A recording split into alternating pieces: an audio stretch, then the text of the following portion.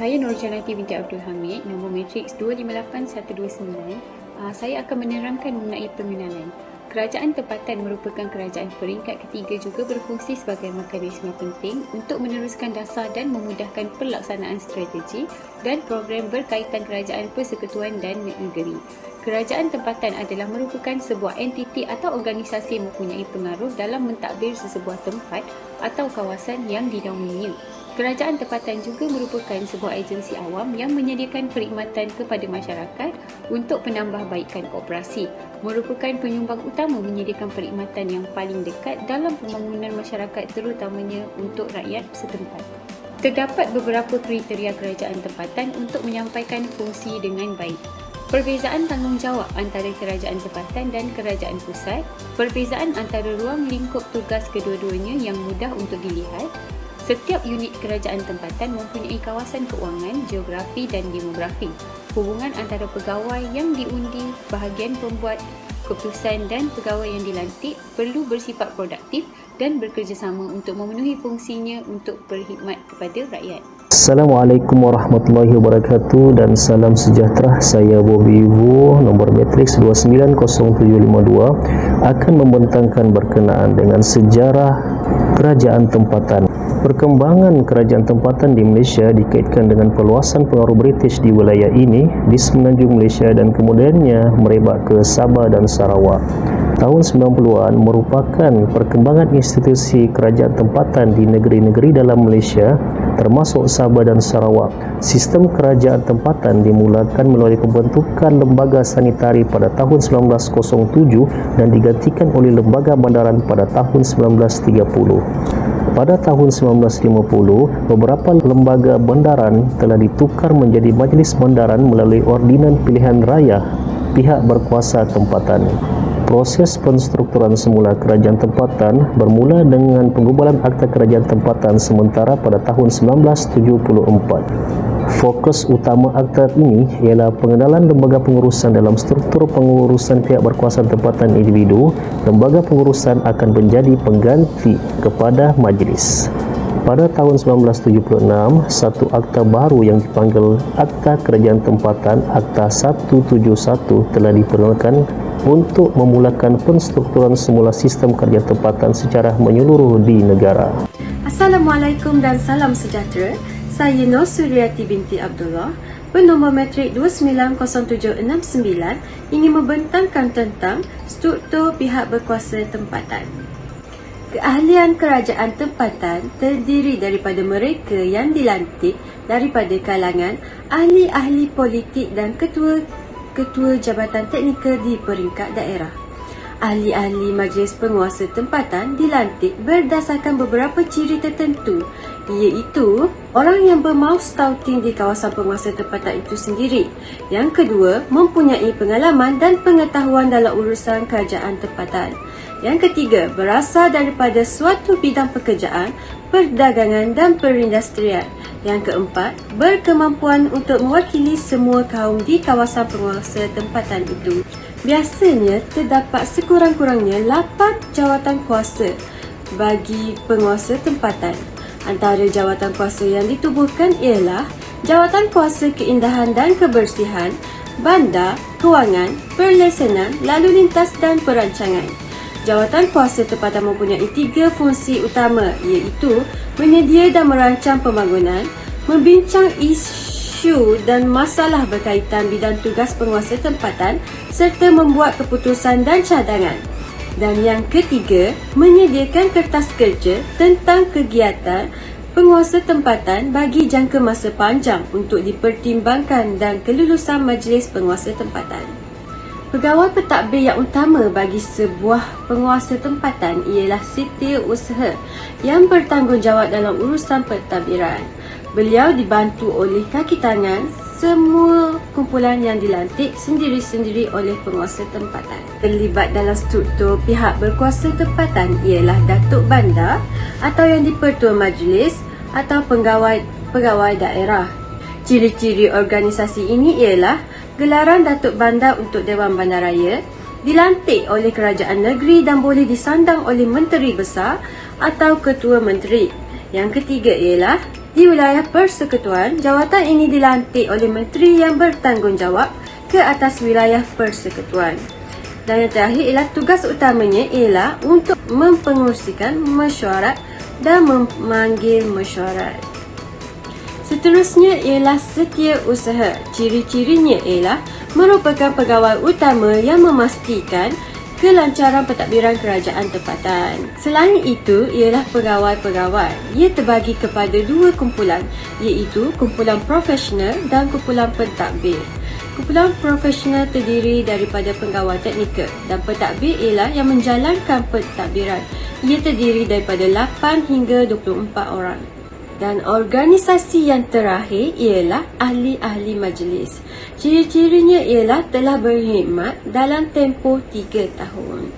Terusnya saya akan membentangkan berkenaan dengan fungsi-fungsi pihak berkuasa tempatan di Malaysia. Antara fungsi-fungsi pihak berkuasa tempatan ialah: pertama, mengawal pembangunan tanah dan bangunan di dalam kawasan pentadbiran masing-masing. Kedua, memberikan perkhidmatan sanitari dan pembersihan seperti mengutip sampah, mencuci longkang dan juga memotong rumput.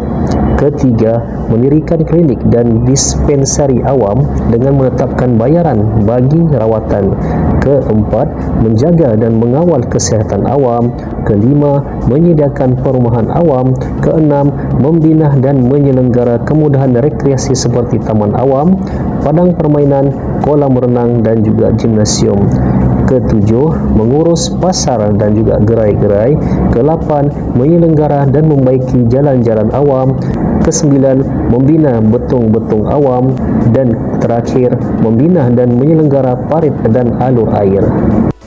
Salam sejahtera semua, saya Eric Jos, nombor metrik 290581. Seterusnya, saya akan membentangkan tentang prinsip dan peranan pihak berkuasa tempatan di Malaysia.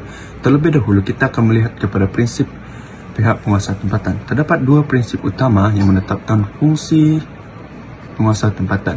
Yang pertama ialah prinsip ultra vires dan yang kedua ialah prinsip general competence.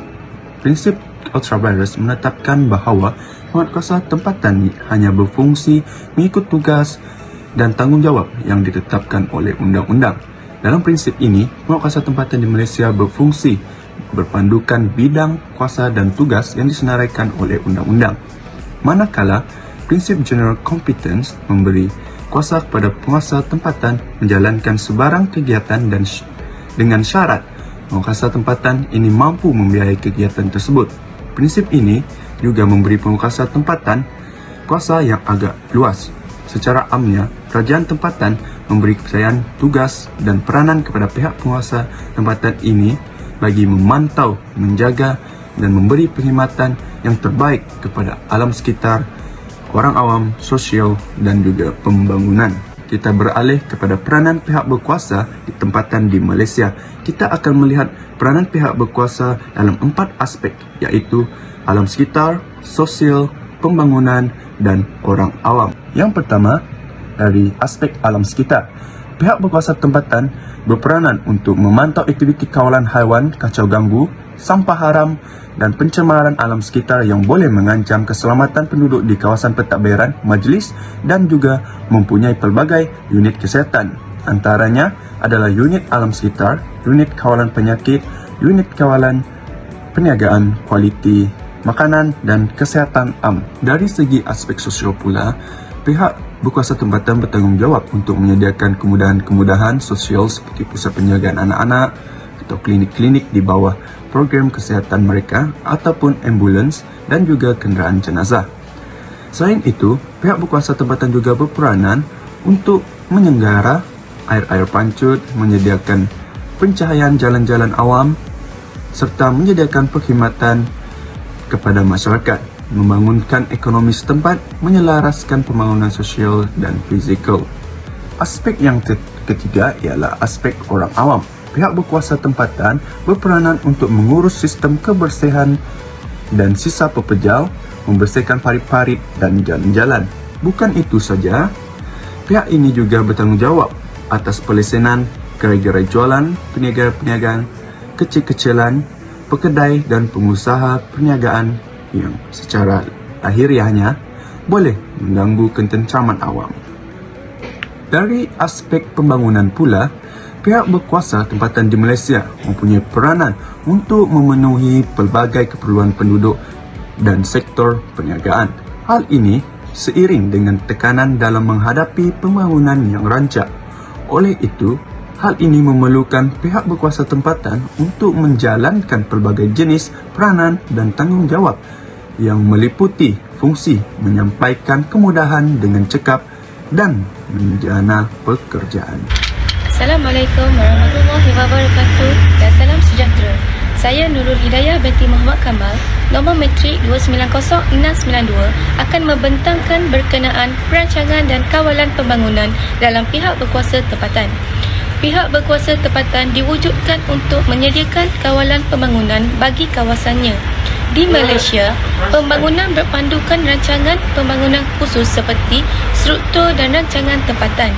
Ia juga dikawal oleh beberapa undang-undang seperti Akta Perancangan Bandar dan Desa 1976 dan Akta Jalan Saliran dan Bangunan 1974. Fungsi pihak berkuasa tempatan adalah pertama, mengawal selia, mengawal dan merancang pembangunan dan penggunaan semua tanah dan bangunan kawasannya. Untuk mengusahakan, membantu dan menggalakkan pengumpulan, penyelenggaraan dan penerbitan perangkaan, buletin dan monograf dan penerbitan lain yang berkaitan dengan perancangan bandar dan desa. Kawalan pembangunan dalam pihak berkuasa tempatan pula pada dasarnya ialah bertujuan untuk memberi kebenaran merancang. Aktiviti kawalan pembangunan ini penting untuk memastikan pembangunan yang dihasilkan bersesuaian dan memenuhi keperluan seperti pertamanya, memastikan setiap pembangunan lebih teratur dan tersusun mengikut dasar-dasar perancangan, pelan pembangunan, pelan tempatan dan keperluan pembangunan pihak berkuasa tempatan. Kedua, memastikan kehendak dan dasar pembangunan kerajaan dipatuhi. Ketiga, mematuhi kehendak akta-akta, undang-undang dan enakmen yang telah ditetapkan. Yang keempat, mematuhi kehendak prosedur, peraturan, kaedah dan piawaian. Perancangan dan kawalan pembangunan merupakan satu proses yang penting di dalam permohonan pembangunan guna tanah. Kawalan pembangunan berperanan untuk memeriksa proses permohonan perancangan yang telah dikemukakan, memberi lesen atau kebenaran kepada pemohon untuk menjalankan sebarang aktiviti pembangunan di atas kawasan yang dimohon, serta memberi kebenaran membuat perubahan ke atas tanah dan bangunan dan menyemak setiap permohonan yang diproses serta mengambil kira dasar-dasar dan cadangan yang telah diwartakan dalam rancangan struktur negeri dan rancangan tempatan daerah. PBT merupakan sebuah agensi yang sangat penting dalam memberikan perkhidmatan kepada masyarakat penambahbaikan operasi bagi negara yang membangun seperti Malaysia. Kerajaan tempatan merupakan penyumbang utama menyediakan perkhidmatan dalam pembangunan masyarakat, khususnya bagi penduduk setempat. Sebagai sebuah agensi paling dekat dengan rakyat dan menjadi pusat penyertaan pembangunan masyarakat, kerajaan tempatan di Malaysia memainkan peranan dan tugas penting dalam aspek pembangunan masyarakat. Menurut HAIL 1974 merupakan sebagai satu unit sistem wilayah yang mana ditentukan oleh sempadan, identiti yang sah, struktur institusi, kuasa dan tanggungjawab yang ditentukan secara am, kedudukan khas, tahap kewangan serta lain-lain autonomi. PBT di Malaysia merupakan keistimewaan tersendiri dalam memberikan kemudahan bagi setiap kerajaan tempatan dalam menyampaikan perkhidmatan kepada penduduk setempat. Pihak berkuasa tempatan merupakan organisasi terpenting sebagai pemacu menggerakkan pembangunan dalam kawasan pentadbirannya.